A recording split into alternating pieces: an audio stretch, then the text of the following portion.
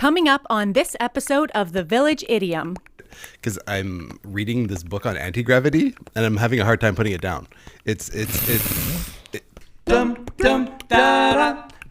Idiom.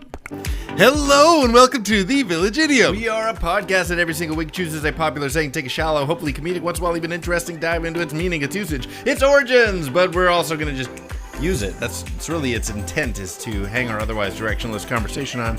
My name is Jurassic Mark. I am Chris Kringle. What were you looking at? You're staring at the palms of your hands for a second there. I don't know. I was just tripping?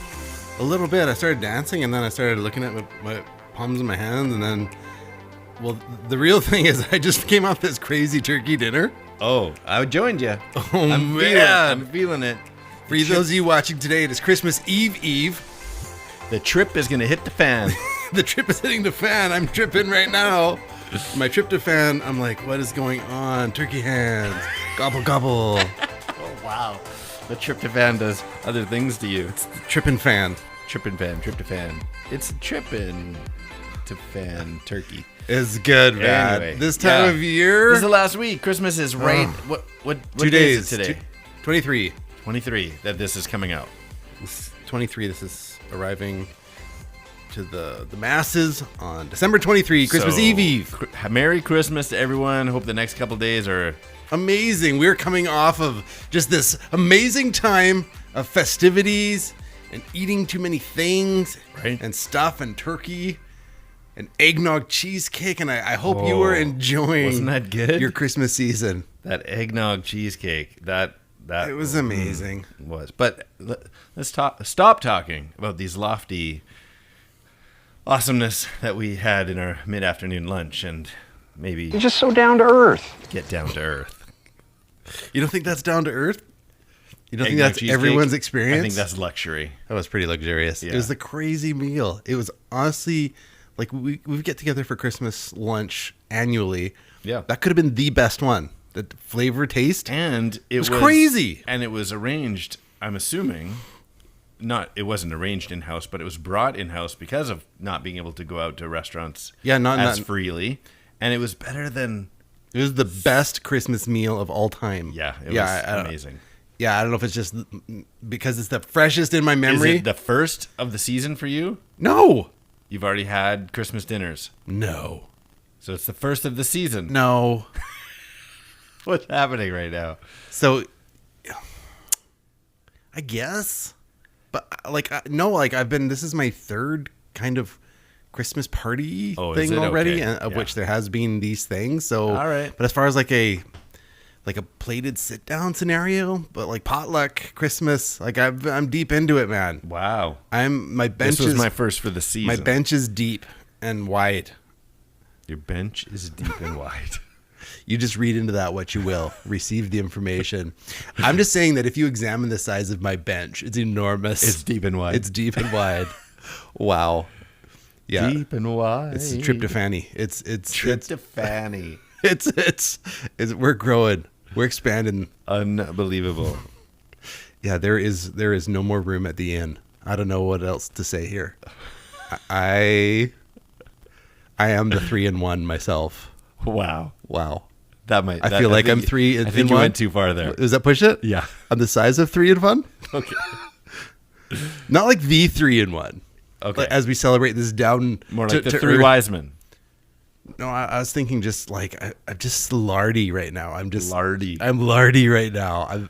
I love Christmas. I love eating, and this time of year is like the worst. Lardy. I'm stuck on lardy. I'm lardy. Oh, like because people are like, oh, here's a tin of cookies that we made, and can I have a scoop of lard on that? You might as well just be eating lard. A spoon and a tub it's like of lard. Butter held together with just enough flour and sugar to make it stick. To not be butter. Yeah. to make it change food categories. Oh, man. It's just enough flour to change it from liquid to solid. Well, in that 3-to-1 vein, of course we celebrate. We pick Down.To.Earth, today's idiom, Down.To.Earth. That clip we heard Jesus, was... Jesus showing up in a human suit. Oh. The Son of God, Down.To.Earth. Wow. Christmas time. Christmas week, yeah. Yeah, take it all in. We're going to get into the origins, and there might be a little Jesus-y information in there. Really? Yeah. Down to earth. But I'm not You're giving so you down any to hints earth. because I think You're so son of God on this one. Whoa. Do I have a game for you? No, I have no game. So we'll get into Origins later on. Sure. But yeah, tis the season to talk about Jesus coming down to earth, and In terms of like down to earth, relatable people, it's got to be Jesus number one on the list. Where you're just like, one day you're hanging out with your friends, the next thing you're doing miracles. no, I'm thinking the other way around. Down to earth, like one day you're hanging out with the Heavenly Father himself, the next day you're a baby in a barn. That is more down to earth than I was thinking. That's as down to earth. Jesus is down to earth. Well, it's funny, this whole down to earth thing, when I start looking into it, because I'm reading this book on anti-gravity and I'm having a hard time putting it down. It's so fraught. So Is there more coming? No. Is it weighty? No, so you start investigating of people, celebrities that are down to earth. And so who do you think might be on this list? Village Idiom children. Start thinking of some down to earth celebrities. They listed like 15, but I just jotted down All right, 5. so it depends on what I think you're going to get one. It depends on how they're interpreting, but one celebrity that I've heard is very down to earth guy is Keanu Reeves. He's on the list. Yeah. Keanu Reeves.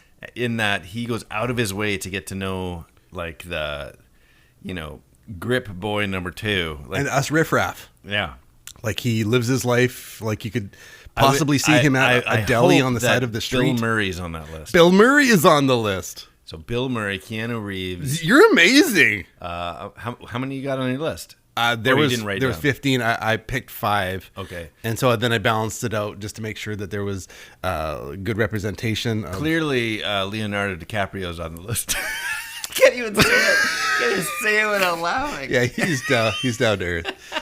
He's very well known for jet setting to complain about fossil fuels. Oh my goodness. Yeah, there's nothing more pretentious than flying to a fossil fuel convention. He has the appearance of caring, but I don't think that's what we mean by down. He's also an actor. I feel like Tom Hanks would be on there. You are killing it. Yeah, 3 out of 5 so Yes. far. Okay. Wow, you're good. I'm like blown away. Is there any females on the 5? I feel like you're screwing around with me right now because yes, I balanced it out, the guys and girls, but obviously 5. So 2 more are female. Yes. Wow, you're good. It must be hard to buy presents for you Because I guess what because they are. your guessing skills are on point. Down to earth female celebrity. Wow. I feel like Oprah wishes she was interpreted as being down to earth, but I'm not putting her on that list. Yeah, like the rest of us who have a magazine and jet set with our house in Martha's Vineyard. It's harder to pick female celebrities, as sexist as that might sound. No, it sounds pretty sexist. Yeah. No, I said as sexist as that might Oh, then sound. it does sound sexist. Yeah. No, you nailed it then. I actually don't expect you. Are they as big of names as the other 3 I gave? Pretty much. Okay. Yeah. So I'm going to go They're with... they're A-listers, in my opinion. Yep. Yeah. Does Melissa McCarthy count? No, and just her sheer mass would keep her down to earth. Antigravity. Yeah. Okay, I'll throw Uncle Weightlessness. I'll throw out a couple of ideas for you, illegitimate children. I hope you're chiming in with a couple of female names that you're like down to earth. Okay, so the particular ones on this list. See, that's too obvious. That's too on the nose. I'm just gonna throw out a little Ron Weasley there. Oh, I don't know her name. Perfect. Would you call her an A-list actor? Are we allowed to say actress? Is that a thing? I think it's fair. What? Yeah, tell me what's her name again. Well, you're supposed to be Are guessing. you talking about Emma? You're good. Emma? Yes. Not Emma Stone, No, that's a different Emma. but she's pretty down to earth. I don't know. And what about Jennifer? You are amazing. Jennifer. Yes. I've got Garner in my head, and that's Nope. not who I'm thinking about. Jennifer. She's also from yes, the that's series. Her. Yes, of course it's her. She's the Red Sparrow. She Yeah. is What's Mystique. her last name? She is Mystique. Jennifer. That's gonna bother me. Saint. There's a saint. There's a river. Saint River. Jennifer Lawrence. She is the Lawrence. Thank you. Yeah, for sure her. Yeah. Okay, so And that Full was out. without a hint. Full out, you nailed 4 out of 5. And the last one, there was a hint. What did you say? It was Emma Watson. Oh, Emma Watson, right. Yeah. Yeah, I wouldn't have guessed her ever, but I think she's A-list. totally. Both Yeah. of them, yeah. Both of them are A-listers. They're up there. Down-to-earth kind of people, so Yeah, that's fun. put aside my Antigravity book. I thought you'd picking up some people who are pretty down-to-earth. That's great. Yeah, I don't know who gets to vote on these things when it's like the fans vote. I'm like, no one ever asked me.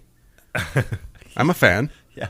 I never see a poll come my way. I always thought that even Unless just I'm watching dancing. Family Feud, 100 people surveyed. Where? Where are these people? Like, this show's been on decades. I've never been asked once. I've never even met anybody that's. There's what, 10 or so questions per game, 100 people per question. So it's 1,000 or 2,000 people per episode. Decades of episodes. I've never been asked.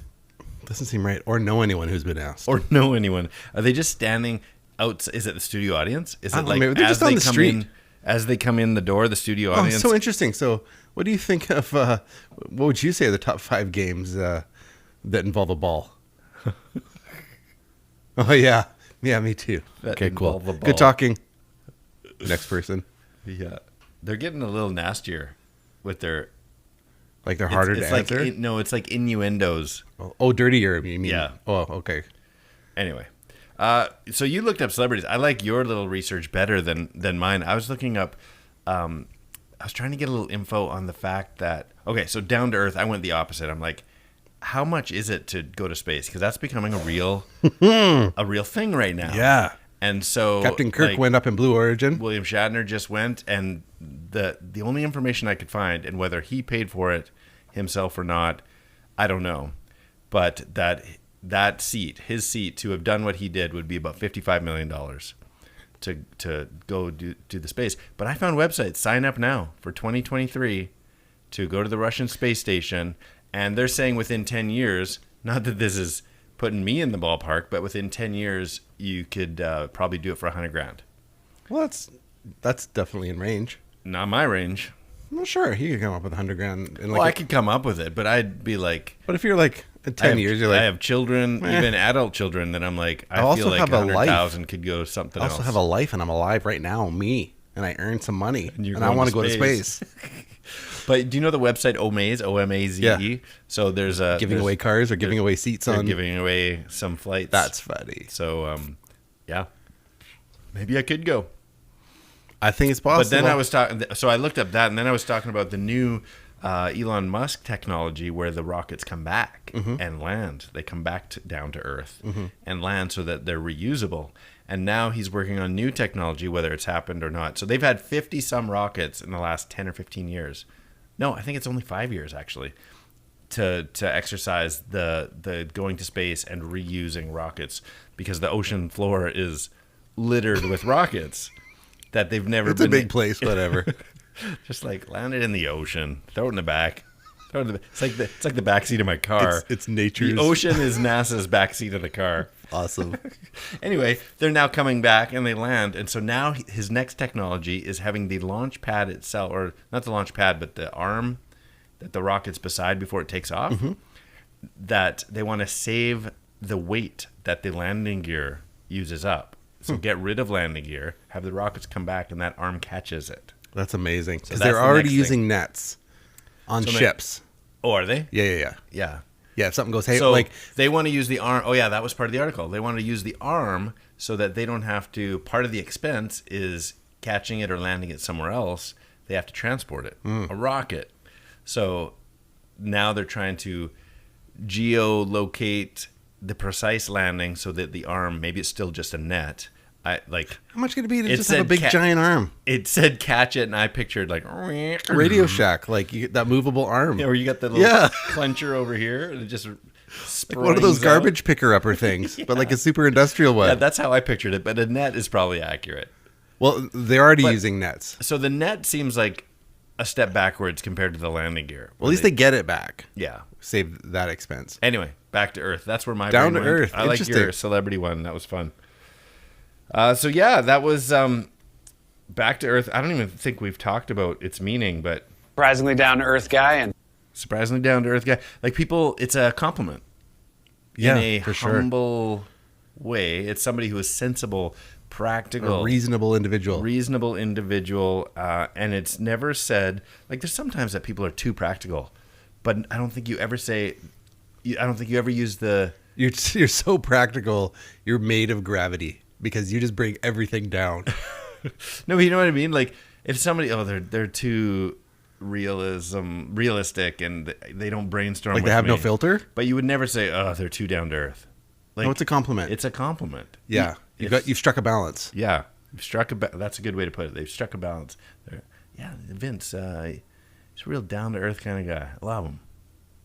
Well, Maybe it just means you can love them, and I'm above that person. maybe Real down to earth. I can look down on them. So I remember this in terms of like you're a fan of just doing something stupid just to make sense to you in your head, and you just do it in the moment and just deal with it later. 3 years into a podcast. Fair enough. I remember walking around Bunsen Lake with Deb, and we didn't. Like, it hits this point where it's like, man, I bet you we could swim across this portion and cut off like part of the lake. Oh, funny. And I'm like, let's just strip down to our like skivvies, so we're still like reasonable and in undergarments, and just put our stuff on our head and swim across. And she thought it was a stupid idea and wouldn't do it. Can you imagine? Surprise.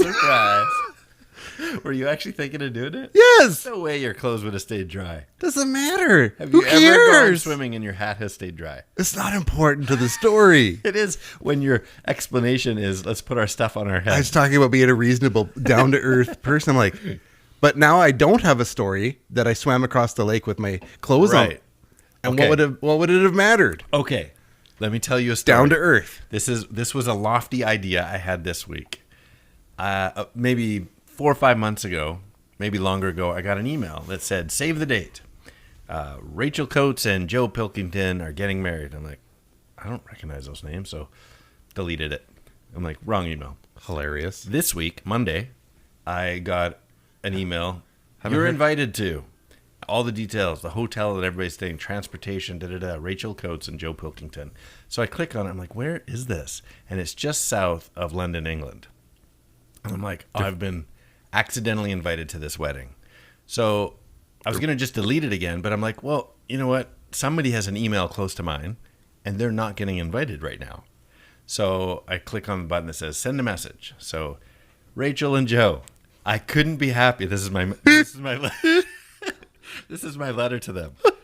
My dearest Rachel and Joe. Couldn't be happier that you two are getting together. It's been a fortnight since we've spoken. Clearly, each of you have found your person. I'm so excited. Thank you for inviting me to the wedding. Unfortunately, I live in Canada and am suspicious that you've accidentally invited me. So Great. so I said, however, if you would love the story, like you just said, it's worth having a story. If you would love the story of this accidentally invited Canadian attending your wedding and becoming great friends, I will do my best to be there. But I can't help but think about the guest who hasn't been invited. Is he circling in his flat? Is he circling in his flat, just brooding, wondering what level was his relationship with one or the both of you even at?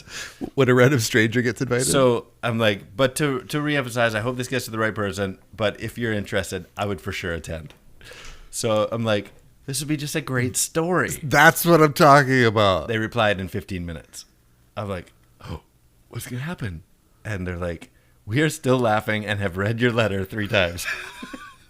Like, it couldn't have sounded more British in their letter either. Like, you're right. We have erroneously sent you this invitation. My dearest Mark. But the last line, but thank you for your jolly response. Okay. I'm like, jolly and erroneous in the same sentence. Wow. So I'm uninvited now, but I was hoping. I'm like, we could have become best friends. We could have been on Ellen.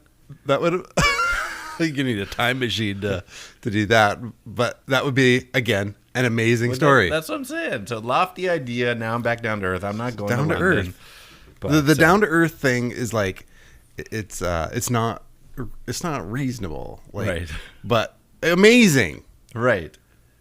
So Go to I don't space. know. Attend a I British don't know if wedding. then I don't know if down to earth is a compliment or not. Why?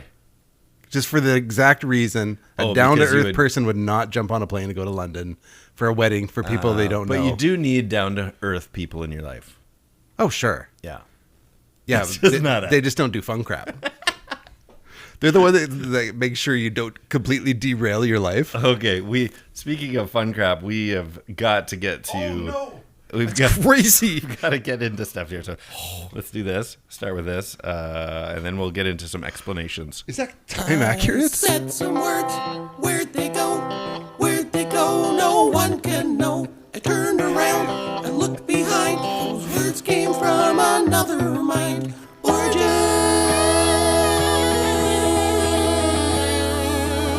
You need a bigger clock. That got away. Time flies when you're having fun. That's all I have to say. All right, so let's get into the origin. So this idiom's origin, as is true for many of the ones we dig into, is not entirely clear. So the earliest phrase that I can find down to earth in print, with its idiomatic or figurative meaning, is the early 20th century. So it's not that old. Mm-hmm. During that time, it was commonly used, and obviously still used today, to describe, but it's rarely used in its original meaning, and I'll tell you what I mean. So it was used at that time mostly to describe the cost of certain items and how reasonable or how affordable the prices. So, for example, the Newark Advocate newspaper, 1922, there's a section in the paper about women's clothing. It says, "Here are 4 groups of worthwhile garments at down-to-earth prices." And when I read that, I'm like, oh, down-to-earth prices. Yeah, I have for sure heard that. Even found, where is it here? This clip, this is from a show. Heavenly shopping, down-to-earth prices. You know what show that is? Mm-mm. Have you ever watched Superstore, the series? Mm-mm. TV series? Mm-mm. Oh, brother man. You would love Am I missing out? Yeah, Superstore. Look it up. Sounds like Community. It's got a community vibe to it a little bit. Anyway, so it had to do with, look at that. My notes have completely disappeared. Perfect. It had to do with prices, so down-to-earth prices. It was in its original use, and I have, there were several in-print examples. There's another one. "And while our fashions are as new as tomorrow, our prices are the good down-to-earth prices that save you money." So, interesting. Having said that, that was 1922, so we're almost 100 years old with this idiom, which in the world of English idioms is pretty new. It's a new one.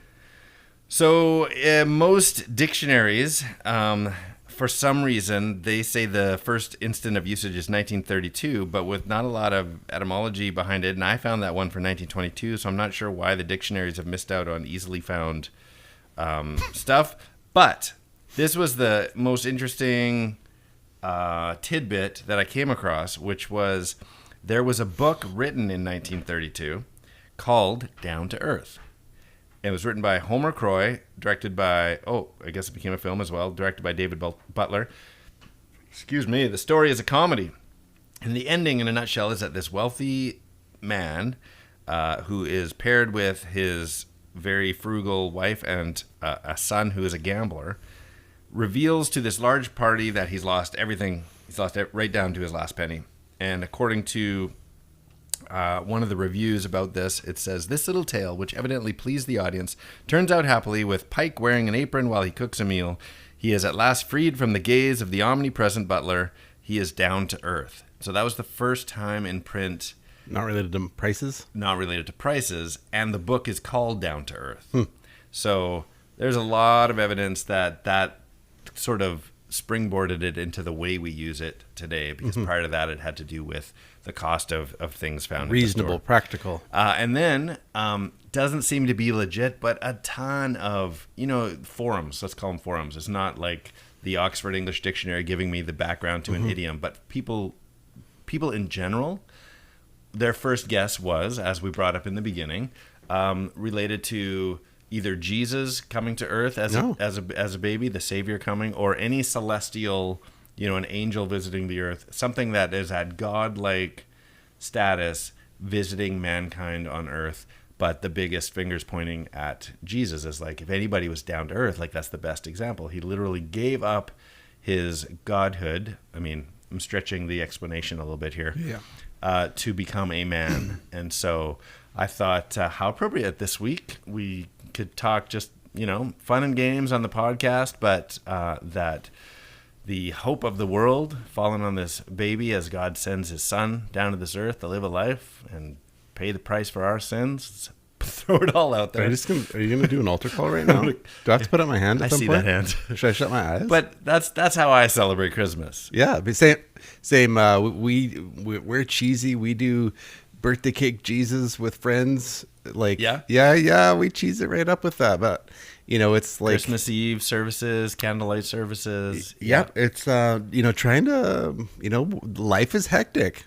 Insert Ferris Bueller quotes, and then trying to calm it all down to like bring some semblance of like meaning to life is like a big deal. And I think that's really coming down to earth on the whole matter. Yep. What's the down to earth of Christmas? The down to earth of Christmas. Absolutely. Yeah. So there you go. Thanks for playing. It's good. I think I got. Did I get that one right? Yeah, I think we I got that one right. The game, but all right. Well, man, we need to Merry Christmas this right into some Riddlinks here. All right. Or we are going to be running low on time. Well, Riddlink is a game we like to play. It takes a two-part trivia-based question and demands a two-part but overlapping answer, overlapping by word or words or syllable or sentences or whatever. So, for example, last week our idiom was dead ringer, if you remember. And we left our illegitimate children with a Western with Sharon Stone and Gene Hackman is an exact duplicate. Did you figure that one out in the moment or later on? No, tell me again. A Western with Sharon Stone and Gene Hackman is an exact duplicate. Do you know the movie that they're in together? We're all dead ringer. Everybody's dead ringer. It's the quick. Shoot 'em dead river. The quick ringer. and the dead. The quick and the dead ringer. The quick and the dead and dead ringer. So the correct answer is the quick and the dead ringer, and that's how you play riddling. Okay, well, I've got a couple. I've got 17. Okay, we should probably balance it out. I should probably go first then. Okay. She is so unpretentious and relatable in a Richter scale sort of way. Down to earthquake? Yes. Because you said she, I was like, okay, is it Emma Watson or Jennifer? Well, I already forget. Lawrence. Yeah. Jennifer Lawrence. There you go. I already forget what the question just was. You just got it already. Down to earth. Down to earthquake. She is so unpretentious and relatable in a Richter scale sort of way. Is it down to earthquake? Down to earthquake. You got it. Okay, I got one for you. Okay. The last four words of Ring Around the Rosie. Oh, not paying attention to our music background here. Mm-hmm. We'll get our producer. Oh, well, forget it. The last four words of Ring Around the Rosie is sensible and practical. Last four words of Ring Around the Rosie. Oh, we all fall down to earth. There it is. I was hung up on Pocket Full of Posy. Oh, that precedes. Yes. Or you're talking about the end. I got there. Yeah. I got there. We all fall down to earth. Correct. Okay. This down-to-earth force resembles an early indigenous home. Say it again. I got it. This down-to-earth force resembles an early indigenous home. Could it be Gravity? Yes. I had to change the emphasis a little bit. Gravity? Gravity. Gravity. It's if gravity was said as a question. Gravity? P. Gravity P. Cool. Awesome. Okay.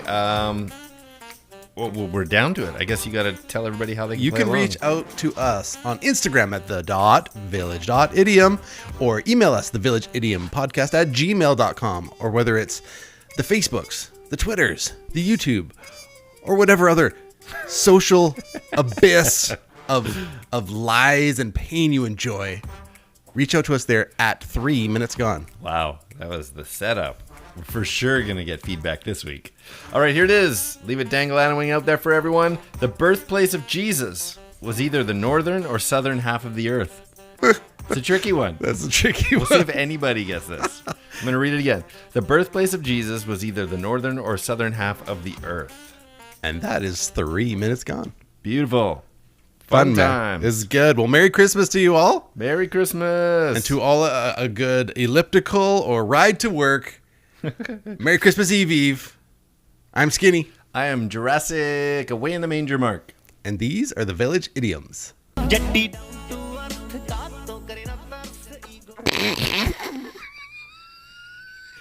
3 minutes gone.